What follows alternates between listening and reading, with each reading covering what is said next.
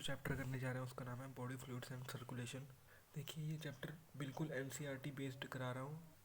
सिर्फ अगर आप इस चैप्टर को पढ़ने के बाद कुछ प्रीवियस ईयर के क्वेश्चन ट्राई करेंगे तो इस चैप्टर के कोई भी क्वेश्चन आप नेट में मिस नहीं करोगे। तो सर्कुलेशन में सबसे पहले देखते हैं कि what is the need of circulation. तो इसमें दो पॉइंट्स हैं। सबसे पहले transport of oxygen and carbon dioxide and essential substances, और दूसरा पॉइंट है रिमूवल ऑफ हार्मफुल सब्सटेंसेस। इन दो मेन काम को करने के लिए हमें सर्कुलेशन की ज़रूरत पड़ती है। और आगे देखते हैं कि ह्यूमन में ये सर्कुलेशन कैसे होता है और कौन कौन से फ्लूइड्स हैं जो इन इनके ट्रांसपोर्ट में और हार्मफुल सब्सटेंसेस के रिमूवल में हेल्प करते हैं। देखिए ह्यूमन ब्लड सर्कुलेशन पढ़ने से पहले हमें डिफरेंट एनिमल्स में हमें सर्कुलेशन के बारे में थोड़ा कुछ जानना होगा कि एवोल्यूशन के हिसाब से अगर नीचे से हम ऊपर को चलें तो सबसे जो लोअर एनिमल्स हैं वो उनमें इतना कुछ कम्प्लेक्स है नहीं सर्कुलेशन के लिए, और वो नॉर्मली वाटर यूज़ करते हैं सर्कुलेशन। देखिए उस वाटर को पंप करने के लिए भी कोई स्पेशलाइज्ड ऑर्गन नहीं है उनके पास। और अगर हम एवोल्यूशन के हिसाब से ऊपर को आते जाएं तो मोर कम्प्लेक्स ऑर्गेनिजम्स हैं जो वो ब्लड और लिम्फ यूज़ करते हैं। तो अब हम सीधे चलते हैं ह्यूमन ब्लड सर्कुलेशन पर। तो ब्लड के बारे में हम पढ़ लेते हैं ह्यूमन सर्कुलेशन में। तो यह स्पेशलाइज्ड कनेक्टिव टिश्यू है और तीन पार्ट से बना हुआ है: प्लाज्मा, फ्लूइड मैट्रिक्स और फोम्ड एलिमेंट्स। इन तीनों की कॉम्पोजिशन मैं आपको बता देता हूँ। देखिए ब्लड की जो कॉम्पोजिशन है उसमें प्लाज्मा है 55% और फोम्ड एलिमेंट है 45%। तो प्लाज्मा में आगे जो प्रोटीन्स हैं इनका अमाउंट है 6 to 8%। और इसमें सभी टाइप्स की प्रोटीन्स जितनी भी प्लाज्मा में एल्ब्यूमिन, ग्लोबिन, फाइब्रिनोजन और अदर क्लोटिंग फैक्टर्स और क्लोटिंग प्रोटीन्स सभी इसमें आ जाते हैं। और अदर कंपोनेंट्स हैं जो प्लाज्मा के, वो है वाटर, गैसेस, हार्मोन्स, ग्लूकोज और जितने भी टाइप के सब्सटेंसेस जो ब्लड के थ्रू ट्रैवल करते हैं, हार्मोन्स वगैरह, या फिर जो डाइजेशन सिस्टम में अब्जॉर्ब होकर चीज़ें ब्लड के थ्रू जाती हैं, वो सभी इसी अदर कंपोनेंट्स में डिसॉल्व होकर अपने अपने जगह पर जाते हैं। और फॉर्म्ड एलिमेंट्स में इनका अमाउंट है 45% होल ब्लड का।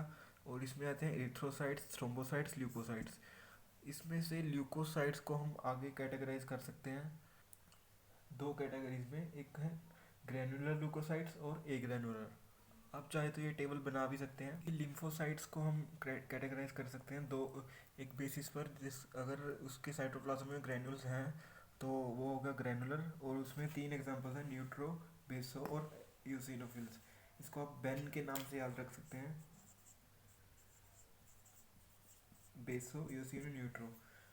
और ए ग्रैन्योसाइट्स में दो तरह के होते हैं: लिम्फोसाइट्स एंड मोनोसाइट्स। और आपको इनकी जो परसेंटेज है वो आपको याद रखनी पड़ेगी। न्यूट्रोफिल्स हैं जो सब मोस्ट अबंडेंट सेल हैं इन डब्ल्यू, मतलब जितने भी डब्ल्यू हैं उनका 60 to 65% न्यूट्रोफिल्स होता है। और बेसोफिल्स आप ऐसे याद रख सकते हैं कि सबसे बेस पर हैं, मतलब सबसे नीचे हैं, 0.5 to 1%। और इयोसिनोफिल 2 to 3%, and lymphocytes 20 to 25%, monocyte 6 to 8%। ये आपको याद रखना पड़ेगा। और कई बार क्वेश्चन आता है कि मोस्ट अबंडेंट ए ग्रेनुलर सेल्स, तो उसका आंसर होगा लिम्फोसाइट्स, क्योंकि ए ग्रेनुलर में लिम्फोसाइट सबसे ज़्यादा है। अगर ओवरऑल अगर वो पूछते हैं कि डब्ल्यू में से मोस्ट अबंडेंट कौन से सेल्स हैं, वो उसका आंसर होगा न्यूट्रोफिल। सो इनकी परसेंटेज पे क्वेश्चन आने के बहुत चांसेस हैं, तो आपको ये अच्छे से याद रखनी है।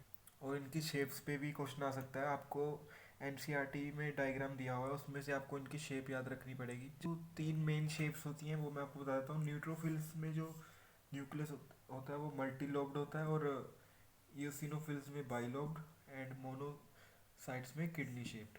ये आपको याद रखना है अच्छे से, और इनके डायग्राम जरूर देख लेना एक बार एनसीईआरटी में।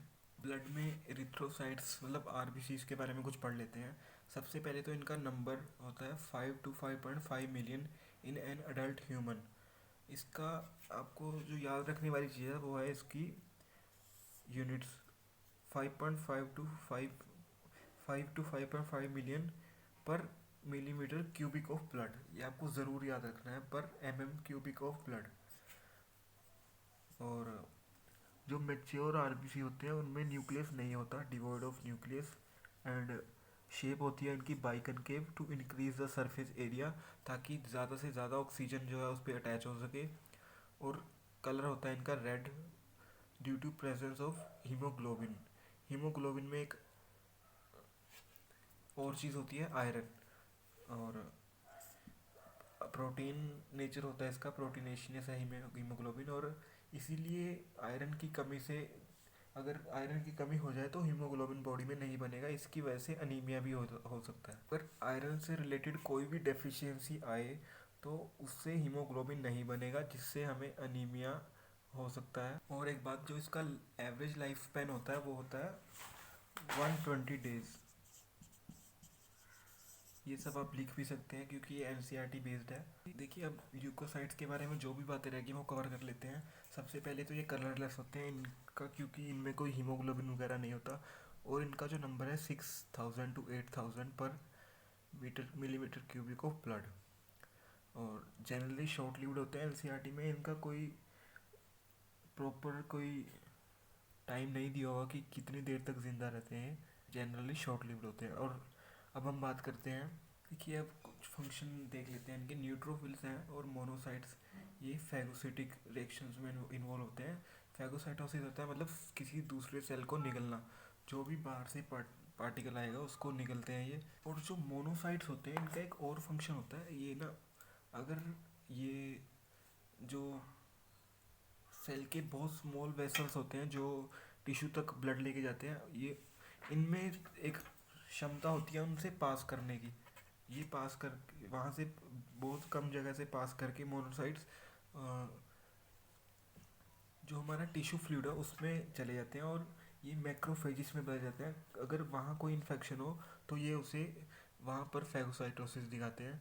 और बेसोफिल्स इवॉल्व होते हैं इन्फ्लेमेटरी एक्शंस। इन्फ्लेमेटरी मतलब जब भी बॉडी को कोई बाहर से हार्म होता है तो ये इन्फ्लेमेशन एक्शन जो कोज करते हैं बेसोफिल्स। जैसे आपने कहीं देखा होगा, अगर कोई बॉडी में कोई चीज़ काट लेती है तो वहाँ रेडनेस हो जाती है और खून इकट्ठा होने लगता है और वो जगह काफ़ी गर्म हो जाती है। तो वैसे ही रिएक्शन ये कोज करते हैं। और हिस्टामिन भी उसी के लिए स्क्रीट होती है। और ये दो और चीज़ें स्क्रीट करते हैं, सेरोटोनिन एंड हेपेरिन। और eosinophils associated with allergic reactions. ये आपको याद रखना पड़ेगा सारा, क्योंकि ये डायरेक्टली नीट में क्वेश्चन आ सकता है। लिम्फोसाइट्स 2 टाइप्स के होते हैं, B lymphocyte and T lymphocytes. और ये इम्यून सिस्टम में हमारे हेल्प करते हैं। अब हम बात करते हैं प्लेटलेट्स की। और प्लेटलेट जो है हमारे ब्लड में कोएगुलेशन के लिए बहुत ज़रूरी होते हैं। और ये नॉन न्यूक्लिएटेड होते हैं और कलरलेस सेल फ्रेगमेंट्स होते हैं। ये ट्रू सेल्स नहीं होते, सेल्स के फ्रेगमेंट। मतलब मान लो कोई अगर बड़ा सेल बना बोन मैरो में, इसके जो फ्रेगमेंट्स हो गए तो यही फ्रेगमेंट्स होते हैं प्लेटलेट्स। और इन जो ये बड़ा सेल है बोन मैरो में, इसको बोलते हैं मेगा कैरियोसाइट्स। और ये बोन मैरो में बनते हैं और इनका साइज होता है 2 to 4 micrometre. And number is 1.5 lakh to 3.5 lakh पर mm cubic of blood. 3.5 lakh. और ये बहुत से सब्सटेंसेस यूज़ करते हैं जो जिसमें ज़्यादातर सब्सटेंसेस ब्लड क्लॉटिंग में इवॉल्व होते हैं। और इनका लाइफ स्पैन होता है 1 वीक का। एंड रिडक्शन अगर इनकी हो जाए, ज़्यादातर डेंगी में देखने को मिलता है। डेंगी फीवर में करेक्टरिस्टिक है जो उसका, इसमें ये बहुत ही कम हो जाता है इनका नंबर। और अगर ये इंक्रीज़ हो जाए तो उसको थ्रोम्बोसाइटोसिस बोलते हैं, अगर कम हो जाए तो थ्रोम्बोसाइटोपीनिया। अगर जाहिर सी बात है, अगर इनका नंबर डिक्रीज़ हो जाए तो ब्लड में क्लॉटिंग नहीं होगी, और अगर कहीं से ब्लड निकल रहा है तो वो जल्दी से बंद नहीं होगा। तो जो इस चैप्टर के आगे के पार्ट मैं अभी अपलोड कर दूंगा, तब तक आप ये अच्छे से पढ़िए एनसीईआरटी। और हो सके तो आगे का पूरा चैप्टर एक बार पढ़ लीजिए, क्योंकि फ्रेंड्स अब नीट को बहुत कम टाइम बचा है, तो अब रिवीजन का टाइम है, तो जल्दी से चैप्टर ख़त्म करने पड़ेंगे। अब अगली वीडियो में जल्दी अपलोड कर देता हूँ। नेक्स्ट वीडियोस के लिए सब्सक्राइब कीजिए चैनल को।